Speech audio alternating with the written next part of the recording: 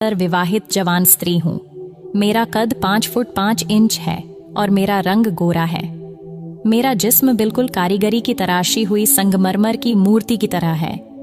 मेरी शादी हुए 2 साल हो गए हैं और मेरा एक बेटा है जो कि मेरी शादी के 1 साल 4 माह बाद हुआ था और अब 9 माह का है। जब वह 4 माह का था तब मेरे पति का तबादला दुबई में हो गया था, क्योंकि उनका क्षेत्र इंटरनेशनल था, इसलिए वह परिवार को अपने साथ नहीं ले जा सकते थे। उन्हें हर 12 माह के बाद 1 माह के लिए भारत आने की इजाजत थी। विदेश जाना उनकी मजबूरी थी, इसलिए मुझे और मेरे 4 माह के बेटे को अकेला छोड़ गए थे।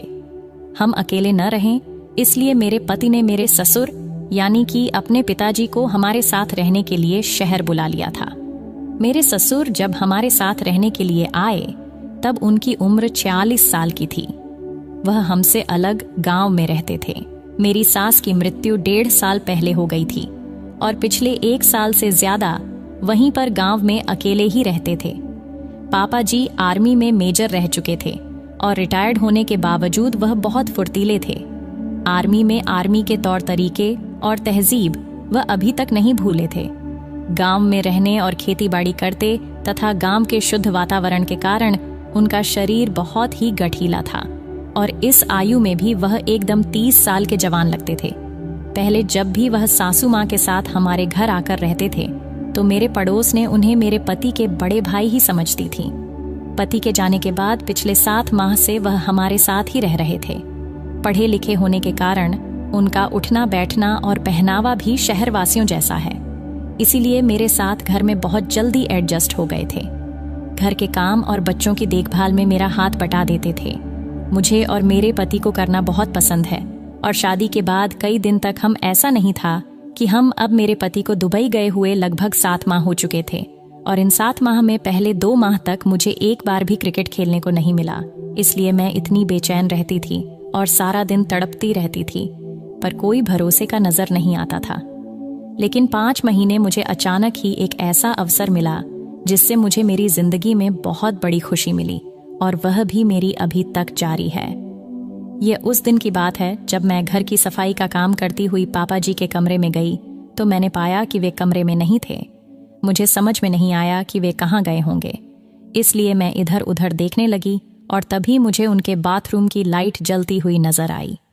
मैं जिज्ञासावश उठी और जल देखने चली गई।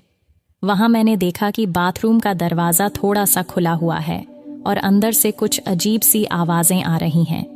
मैं सुनकर घबरा गई और सोचा कि शायद पापा जी की तबीयत ठीक नहीं है या वह किसी तकलीफ में है।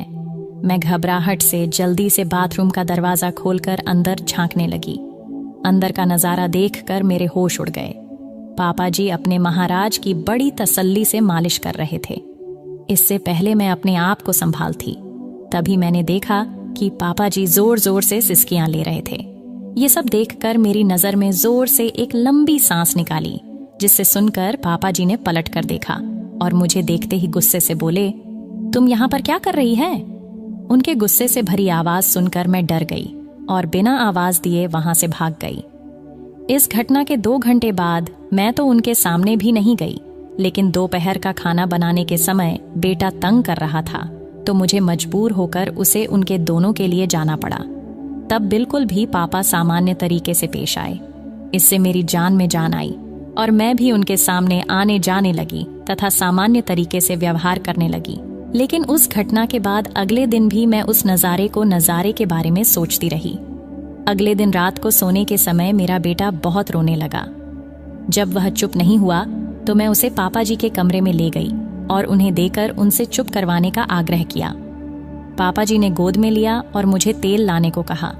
मैंने उन्हें तेल लाकर दिया तो उन्हें मेरे बेटे के पेट पर तेल मलना शुरू कर दिया। कुछ ही देर में बेटा चुप होकर उनकी गोदी में सो गया। पोते को दादा के पास छोड़कर मैं अपने कपड़े बदलने चली गई। तभी मेरे दिमाग में योजना आई कि अगर मैं पापा जी को अपनी झलक दिखला दूं तो शायद कुछ बात बन जाए। अपने सारे कपड़े चेंज करके अपने गुलाबी रंग का पारदर्शी सा नाइट सूट गाउन पहना। फिर बेटे को पापा जी के कमरे में लेने के लिए गई। पापा जी ने मुझे उन कपड़ों में देखा और एक टक देख ही रहे थे। उनकी आंखों की चमक बता रही थी कि वह मेरे बिछाए हुए जाल में फंस जाएंगे। मुझे सिर्फ कुछ इंतजार करना पड़ेगा। जब मैंने पापा जी से बेटे को लेने के लिए हाथ बढ़ाया तो वह उन्हें देखते ही एकदम स्थिर हो गए। मैंने कहा, पापा जी, ये सो गया है, लाए मैं इसको बिस्तर पर सुला दूं। तब हड़बड़ाकर उन्होंने कहा, ये अभी अभी सोया है, कच्ची नींद में है, इसीलिए इसे अभी यहीं रहने दूं। मैं हाँ करती हुई अपने कमरे में चली गई। मुझे नींद नहीं आ रही थी, इसलिए मैं बहुत देर तक ऐसे ही करवटें बदलती रही। तभी मुझे याद आया कि मैंने बेटे को दूध पिलाया ही नहीं। मैं उठी और पापा जी के कमरे में गई तो पाया कि वह भी सो गए हैं।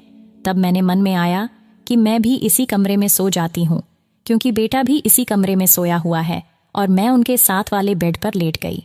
बेटे को अपने पास खींचा और इतने में पापा जी की नींद में ही करवट बदली और सीधे होकर सोने लगे। मेरे बेटे का पेट भर चुका था, लेकिन मुझे नींद नहीं आ रही थी। मैंने बच्चे को अलग से सुला दिया और वहीं बैठकर पापा जी को निहारती रही। मैंने महसूस किया कि मैं क्रिकेट खेलकर जिंदगी का मजा चाहती हूँ। मैं अपना अकेलापन दूर करना चाहती हूँ, अपनी भूख मिटाना चाहती हूँ। इसके लिए अब मुझे मेरे पति की गैर हाजिरी में भरोसे का और पूरा संतुष्ट करने वाला पुरुष मिल चुका है। अब मैं और इंतजार नहीं कर सकती, और इसलिए मैंने अपनी सारी झिझक छोड़ी और मैं ससुर जी के पास जाकर बैठ गई। तो थोड़ी देर बाद पापा हिलने लगे। मुझे लगा कि उनका हाथ मेरे सर पर आ गया है और ससुर जी जाग गए हैं। उसकी इस हरकत से मैं थोड़ा घबराई। मेरी हालत पतली हो गई थी, मेरी सांस उखड़ रही थी। फिर मैंने हिम्मत नहीं छोड़ी। करीब 1 घंटे के बाद पापा जी का हाथ मेरे सर से हटा और नीचे आ गया। उनकी इस हरकत से मैं बहुत ज्यादा प्रसन्न हुई। मुझे अभी मजा आना शुरू ही हुआ था कि पापा जी उठकर बैठ गए और उनकी नींद खुल गई थी। उन्होंने मुझे झटके के साथ अलग कर दिया। फिर उन्होंने उठकर एक लाइट जलाई और वह कच्चे होकर मुझे देखने लगे। मैंने जवाब दिया, पापा जी, मैं तो वही कर रही थी जो आप चाहते थे। पापा बोले, मैंने ऐसा करने को कब कहा है? तुम्हें ऐसा नहीं करना चाहिए था और माफ कर देना चाहिए था। पापा जी फिर बोले, मैंने आज तक आपको कोई भी आदेश का इशारा कभी नहीं टाला, तो मुझे कैसे मना मानती? मैंने उत्तर दिया, अरे मैं तो नींद में और सपने में था, जिससे यह सब तुम्हारी सांस कर रही थी, इसलिए मैंने ऐसा इशारा किया होगा। मैंने कहा, पापा जी, तो क्या हो गया? अगर मैंने इशारे को आपका देह समझकर आपकी सेवा भी कर दी तो आपका सपना और मेरा कर्तव्य पूरा हो गए हैं। अरे तू बात क्यों नहीं समझ रही है? मैं नादान बनती हुई बोली।